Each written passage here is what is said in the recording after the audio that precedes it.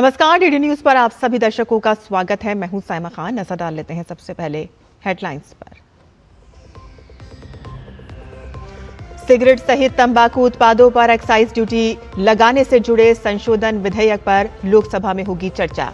राज्यसभा में प्रश्नकाल में पूछे जाएंगे जनहित से जुड़े कई सवाल।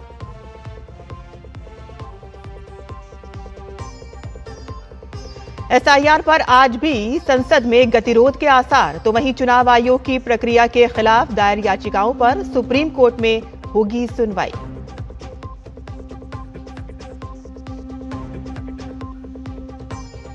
बांग्लादेश की पूर्व प्रधानमंत्री खालिदा जिया की तबीयत बिगड़ी। प्रधानमंत्री नरेंद्र मोदी ने जताई चिंता, कहा कि हर संभव मदद के लिए तैयार है भारत।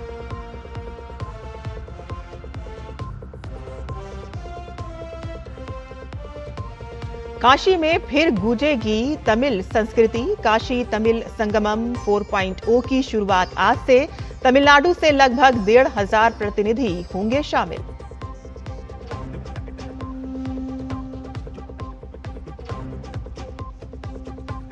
और जूनियर महिला हॉकी विश्व कप में भारत ने जीत से की शानदार शुरुआत। एक तरफा मुकाबले में नामीबिया को 13-0 से दी मात।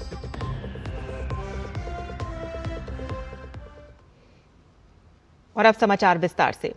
संसद के शीतकालीन सत्र का आज दूसरा दिन है। लोकसभा में आज केंद्रीय उत्पाद शुल्क संशोधन विधेयक पर चर्चा होगी और सरकार की कोशिश होगी कि आज ही इस बिल को पारित करा लिया जाए।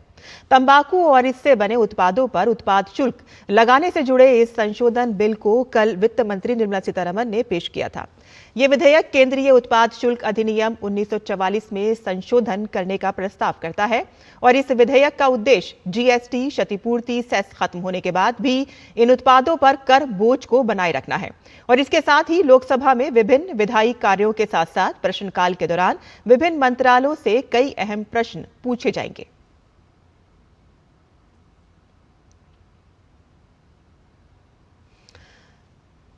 वहीं राज्यसभा की कार्यसूची की बात की जाए तो आज उच्च सदन में कई अहम विधायी कार्य सूचीबद्ध हैं। राज्यसभा में विभिन्न समितियों से संबंधित प्रतिवेदन पेश किए जाएंगे और साथ ही पर्यावरण, वन एवं जलवायु परिवर्तन मंत्री भूपेंद्र यादव जल प्रदूषण की रोकथाम और नियंत्रण संशोधन अधिनियम 2024 को मणिपुर में अपनाए जाने के संबंध में एक संकल्प पेश करेंगे और इसके साथ ही प्रश्नकाल के दौरान कई अहम प्रश्न पूछे जाएंगे। वहीं सोमवार को संसद के दोनों सदनों में विपक्ष का हंगामा देखने को मिला। एसआईआर के मुद्दे पर विपक्ष सरकार के चर्चा कराने को लेकर हंगामा करता रहा और इस मुद्दे पर विपक्ष के रुख से आज भी संसद में गतिरोध बने रहने के आसार हैं।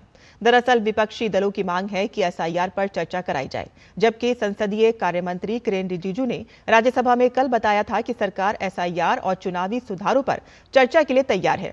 विपक्ष से अपील की कि वह इस पर कोई समय सीमा न थोपे।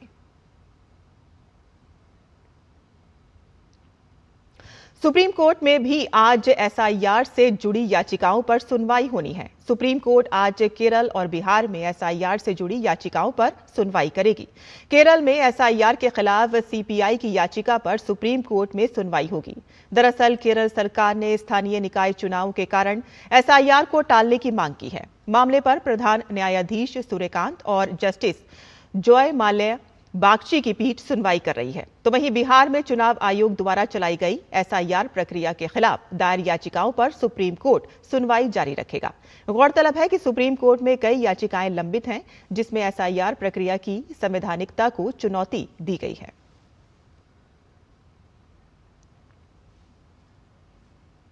बांग्लादेश की पूर्व प्रधानमंत्री और बांग्लादेश नेशनलिस्ट पार्टी की प्रमुख खालिदा जिया की स्वास्थ्य स्थिति चिंताजनक बनी हुई है। डॉक्टरों के मुताबिक बीएनपी प्रमुख की स्थिति इतनी नाजुक है कि अभी उन्हें विदेश इलाज के लिए एयरलिफ्ट भी नहीं किया जा सकता।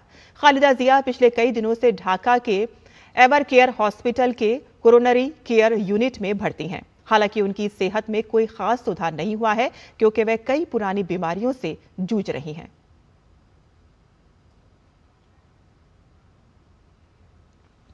प्रधानमंत्री नरेंद्र मोदी ने बांग्लादेश की पूर्व प्रधानमंत्री खालिदा जिया के शीघ्र स्वस्थ होने की कामना की है।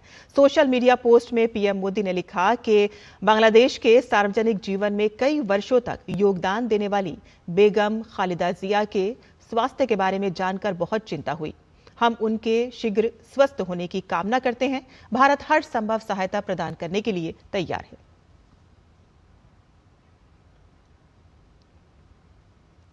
प्रधानमंत्री नरेंद्र मोदी ने श्रीलंका के राष्ट्रपति अनुरा कुमारा दिसानायके से टेलीफोन पर बातचीत की है। प्रधानमंत्री ने चक्रवात दितवा से श्रीलंका में हुई जानोमाल की हानि और तबाही पर शोक व्यक्त किया है। तो वहीं राष्ट्रपति दिसानायके ने भारत द्वारा समय पर दी गई प्रभावी सहायता के लिए गहरा आभार व्यक्त किया। प्रधानमंत्री मोदी ने बातचीत में महासागर विजन के अनुरूप और प्रथम प्रतिक्रियादाता के रूप में ऑपरेशन सागर बंधु के तहत भारत के निरंतर सहयोग का आश्वासन दिया है। उन्होंने कहा कि भारत के लोग इस कठिन समय में श्रीलंका के लोगों के साथ एकजुटता और समर्थन में खड़े हैं। राष्ट्रपति दिसानायके ने आपदा के बाद भारत की सहायता के लिए अपनी गहरी कृतज्ञता व्यक्त की और बचाव दलों तथा राहत सामग्री की त्वरित तैनाती की सराहना की। उन्होंने भारत के समय पर और प्रभावी प्रतिक्रिया प्रयासों के लिए श्रीलंका की जनता की ओर से भी आभार व्यक्त किया। प्रधानमंत्री ने राष्ट्रपति दिसानायके को संकटग्रस्त व्यक्तियों को बचाव और राहत प्रदान करने के लिए चल रहे ऑपरेशन सागर बंधु के तहत श्रीलंका को भारत के निरंतर समर्थन का आश्वासन दिया। उन्होंने आश्वासन दिया है कि भारत अपने विजन महासागर और प्रथम प्रतिक्रियाकर्ता के रूप में अपनी स्थापित स्थिति की अनुरूप आने वाले दिनों में श्रीलंका द्वारा पुनर्वास प्रयासों, सार्वजनिक सेवाओं को फिर से शुरू करने और प्रभावी क्षेत्रों में आजीविका बहाल करने के प्रयासों के तहत सभी आवश्यक सहायता प्रदान करता रहेगा। दोनों नेताओं ने निकट संपर्क बनाए रखने पर सहमति व्यक्त की।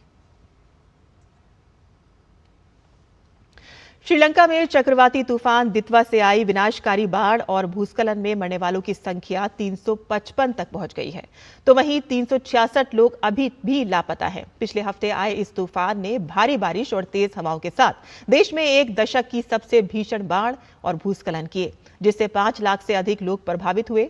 राहत दल सड़कों को साफ करने और प्रभावित इलाकों में मदद पहुंचाने में जुटे हैं। तो वहीं स्कूल बंद हैं, लेकिन ट्रेन व उड़ान सेवाएं बहाल कर दी गई हैं।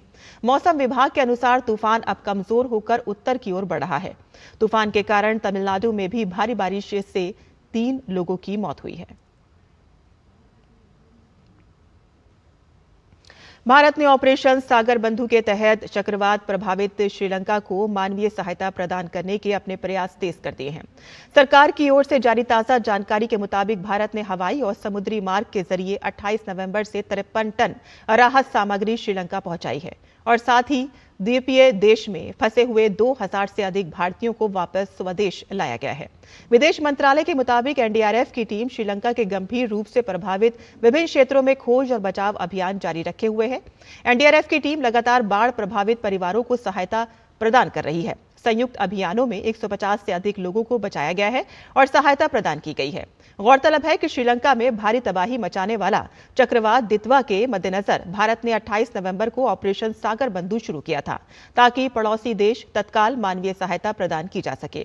विदेश मंत्रालय ने बताया है कि श्रीलंका वायुसेना के साथ समन्वय में भारतीय नौसेना के विमान वाहक पोत INS विक्रांत के चेतक हेलीकॉप्टर और भारतीय वायुसेना के MI-17 हेलीकॉप्टर ने व्यापक बचाव अभियान चलाया और गर्भवती महिलाओं, शिशुओं और गंभीर रूप से घायलों सहित फंसे हुए लोगों को निकाला। मंत्रालय के मुताबिक बचाए गए लोगों में Sri Lanka, Bharat, Germany, Slovenia, Britain, दक्षिण Africa, Poland, Belarus, Iran, Australia, Pakistan और बांग्लादेश के नागरिक शामिल हैं। दितवा से बुरी तरह से प्रभावित श्रीलंका के बीच वहां के पूर्व क्रिकेटर एंजेलो मैथ्यूज ने भारत की ओर से दी गई सहायता के लिए आभार व्यक्त किया है। सोशल मीडिया पर मैथ्यूज ने भारतीय सैन्य बलों को धन्यवाद देते हुए कहा है कि उन्होंने अपनी जान जोखिम में डालकर श्रीलंका के लोगों को बचाया। उन्होंने कहा कि सभी श्रीलंका वासी भारत की इस मदद और साहसिक प्रयासों की दिल से सराहना करते हैं।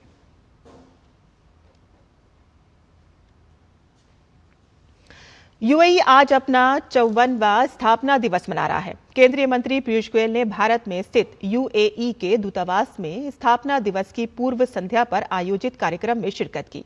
इस मौके पर उन्होंने भारत और यूएई के बीच बढ़ती साझेदारी को लोगों की साझा खुशहाली के लिए बेहद महत्वपूर्ण बताया। पीयूष गोयल ने कहा कि विकसित भारत 2047 का देश का विजन यूएई के वी द यूएई 2031 विजन से काफी मेल खाता है। उन्होंने शिक्षा के क्षेत्र में तेजी से बढ़ते सहयोग का भी जिक्र किया और बताया कि आईआईटी, आईआईएम और आईआईएफटी जैसे भारत के प्रमुख संस्थान अब दुबई में स्थापित हो रहे हैं, जो भविष्य की साझेदारी का एक मजबूत आधार बनेंगे। UAE considers its relationship with India a priority and views it as a linchpin of stability. We share a common vision for the future. Both the UAE and India are working for the shared prosperity of the people of both countries.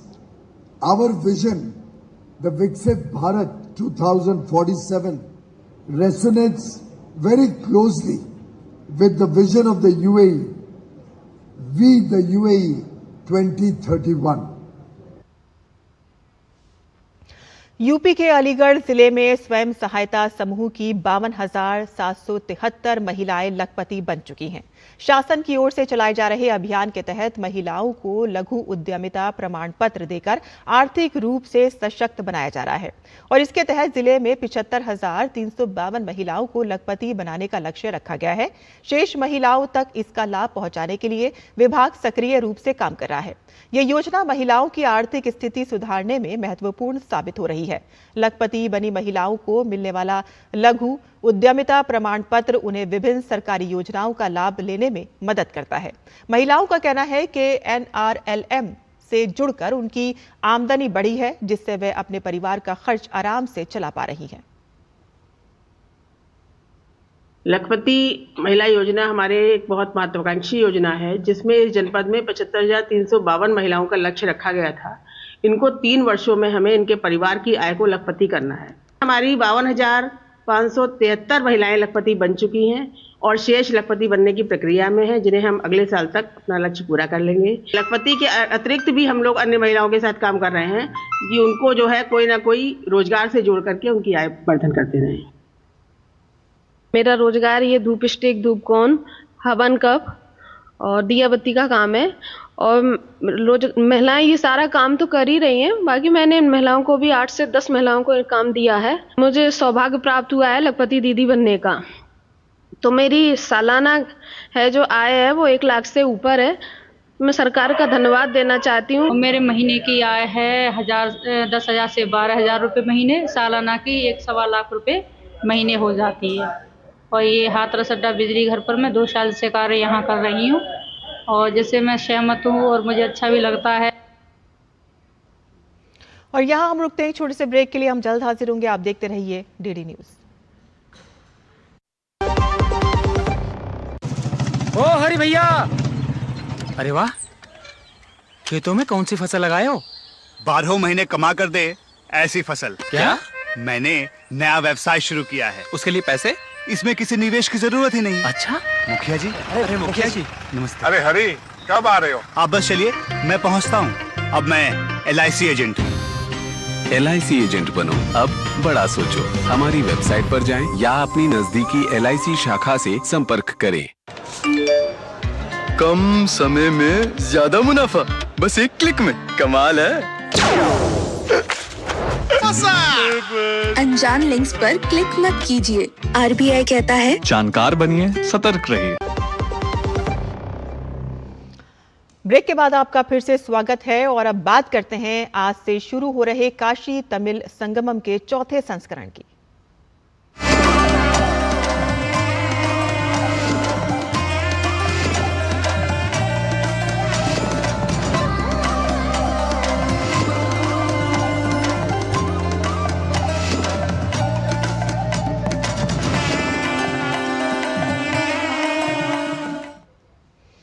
Kashi के नमो घाट पर आज से काशी तमिल संगमम 4.0 का शुभारंभ हो रहा है, जो उत्तर और दक्षिण भारत की सांस्कृतिक निकटता को मजबूत करने का प्रतीक बन गया है।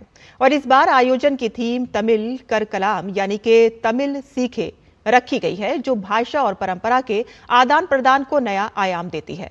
तमिलनाडु से लगभग 1400 प्रतिनिधि कार्यक्रम में शामिल होंगे। उद्घाटन समारोह में केंद्रीय शिक्षा मंत्री धर्मेंद्र प्रधान, मुख्यमंत्री योगी आदित्यनाथ, तमिलनाडु के राज्यपाल RN रवि और पुडुचेरी के उपराज्यपाल के कैलासनाथन समेत कई विशिष्ट अतिथि उपस्थित रहेंगे। और इस आयोजन में कन्याकुमारी, तिरुचिरापल्ली और चेन्नई के छात्र भी मौजूद रहेंगे। और इसके साथ ही काशी और तमिलनाडु के पारंपरिक कलाकार एक ही मंच पर अपनी समृद्ध सांस्कृतिक धरोहर का संगम प्रस्तुत करेंगे। और क्या खास है इस बार काशी तमिल संगमम में, इस बारे में उच्च शिक्षा विभाग के सचिव विनीत जोशी से बात की हमारे संवाददाता निशांत सौरभ ने। देश के दो सबसे प्राचीन शिक्षण केंद्रों काशी और तमिलनाडु के बीच सदियों पुराने संबंधों को पुनर्जीवित करने और इसकी जड़ों को मजबूत करने के मकसद से 2022 में काशी तमिल संगमम की शुरुआत हुई। इस साल 2 दिसंबर से काशी तमिल संगमम के चौथे संस्करण का आयोजन होना है। इस पर और बातचीत के लिए हमारे साथ मौजूद हैं उच्च शिक्षा सचिव डॉक्टर विनीत जोशी। सर, इस बार जो काशी तमिल संगमम का चौथा संस्करण आयोजित होना है, क्या खास है इसमें? हमने इस बार की थीम को रखा है तमिल कर कलाम, कि तमिल सीखें। तो तमिल सिखाने के लिए जो हमारे काशी और उत्तर भारत के जो बच्चे हैं उसके लिए विशेष प्रयास किया जा रहा है। इसके में प्रथम चरण में करीब 50 शिक्षक तमिलनाडु से, जिनको हिंदी भी आती होगी, वो ऐसे शिक्षकों को तमिलनाडु से काशी लाया जाएगा। और वो प्रत्येक शिक्षक करीब 30 बच्चों को बोलचाल की तमिल भाषा सिखाएगा, जिससे कि करीब 1500 बच्चों को एक बोलचाल की भाषा सिखाने का प्रयास होगा शुरू के 15 दिनों में। इसी तरीके से एक दूसरे प्रयास में हमारे बच्चे करीब 300 बच्चे ये काशी और उसके आसपास के जो विद्यालयों से, महाविद्यालयों से होंगे, वैसे बच्चों को तमिलनाडु ले जाया जाएगा। वो वहाँ रह करके 16 तारीख से 31 तारीख के दिसंबर के बीच में रह करके वो भी वहाँ पे तमिल सीखने का प्रयास करेंगे। इस बार काशी तमिल संगमम के चौथे संस्करण में कितने डेलीगेट्स शामिल हो रहे हैं और ये किन किन क्षेत्रों से डेलीगेट्स इसमें हैं? छात्र होंगे, शिक्षक होंगे, एंटरप्रेन्योर होंगे, जो स्पिरिचुअल लोग होंगे उस तरीके के लोग होंगे, विमेंस होंगी, और उसके अलग अलग एरिया में करीब 7 एरिया हैं, उसमें काम करने वाले लोग होंगे। उसके अलावा देश विदेश से भी जो भी इस प्रोग्राम में आना चाहेंगे, जो कि वहाँ के दो संस्कृतियों के समागम और संगम को देखना चाहेंगे, वैसे लोग आएंगे।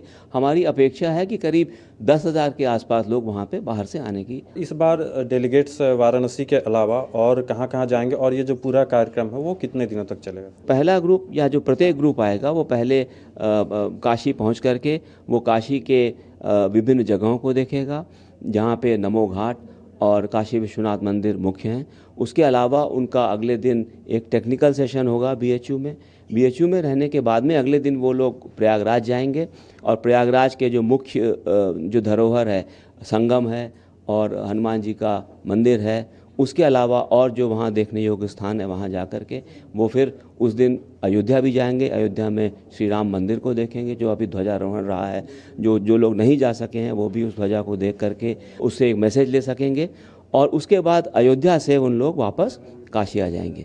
तो काशी, प्रयागराज और अयोध्या, ये 3 जगहों पे हर एक ग्रुप जाएगा। तो इस बार काशी तमिल संगमम की थीम है तमिल कर कलाम, जिसका मकसद है देश भर में तमिल सीखने को बढ़ावा देना।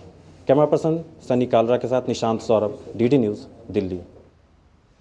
और काशी तमिल संगमम 4.0 के अंतर्गत दूसरा समूह चेन्नई सेंट्रल से काशी के लिए रवाना हो गया है और इस दल में लगभग 200 शिक्षकों सहित कुल 216 यात्री शामिल हैं। यह जत्था 3 दिसंबर को काशी पहुंचेगा। काशी में यह समूह प्राचीन संस्कृति, परंपराओं और आध्यात्मिक धरोहर को समझने के उद्देश्य से विभिन्न स्थलों का भ्रमण करेगा और इसके अलावा यह समूह प्रयागराज और अयोध्या का भी दौरा करेगा।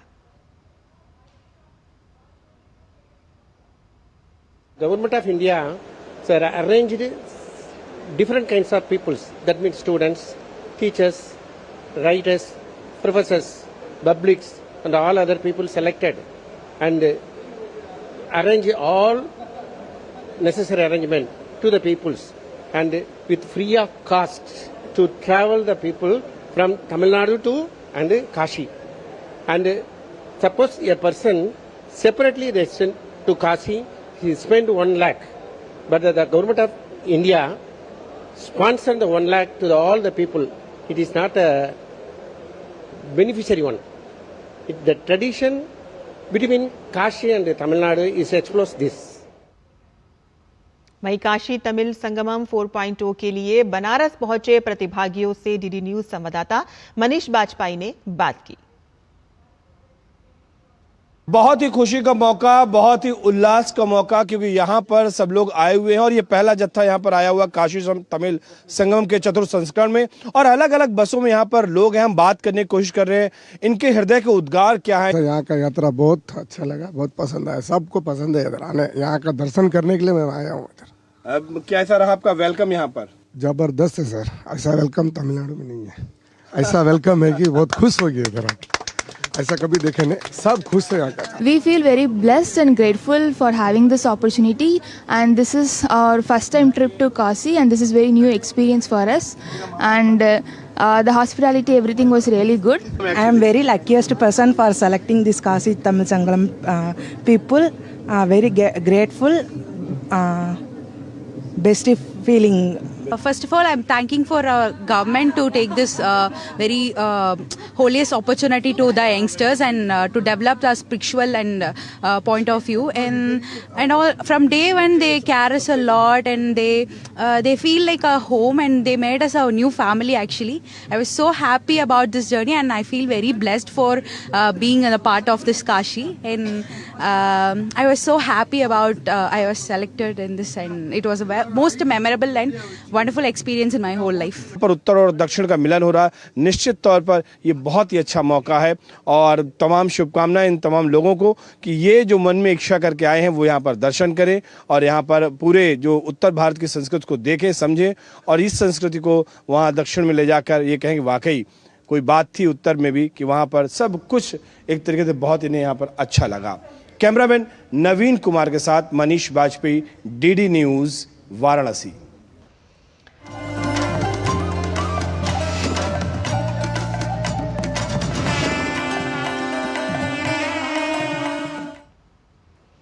और खेल की खबरों की बात करें तो भारत ने जूनियर महिला हॉकी विश्व कप में अपने अभियान का आगाज शानदार अंदाज में किया है। भारत ने अपने पहले ही मैच में नामीबिया को 13-0 के अंतर से हरा दिया। टीम की ओर से हिना बानो और कनिका सिवाच ने हैट्रिक लगाई। हिना ने 35वें, 45वें और कनिका ने 12वें, 30वें, 45वें मिनट में गोल किया, और इसके अलावा साक्षी राणा ने 2, बिनीमा धन, सोनम साक्षी शुक्ला, इशिका और मनीषा ने 1-1 गोल किए, और इस जीत के साथ ही भारत ने अंक तालिका में शीर्ष स्थान हासिल कर लिया। भारत का अगला मुकाबला बुधवार को जर्मनी के साथ खेला जाएगा। पंजाब नेशनल बैंक ने अपने ब्रांड ट्रांसफॉर्मेशन की दिशा में बड़ा कदम उठाते हुए भारतीय महिला क्रिकेट टीम की कप्तान और world cup champion Harmanpreet Kaur को अपना पहला महिला ब्रांड एम्बेसडर बनाया है। ये पहली बार है कि जब बैंक ने किसी महिला खिलाड़ी को अपने ब्रांड से जोड़ा है, और इस खास मौके पर हरमनप्रीत कौर को पीएनबी की तरफ से उनके नाम और नंबर वाली एक फ्रेम की हुई पीएनबी जर्सी भी भेंट की गई।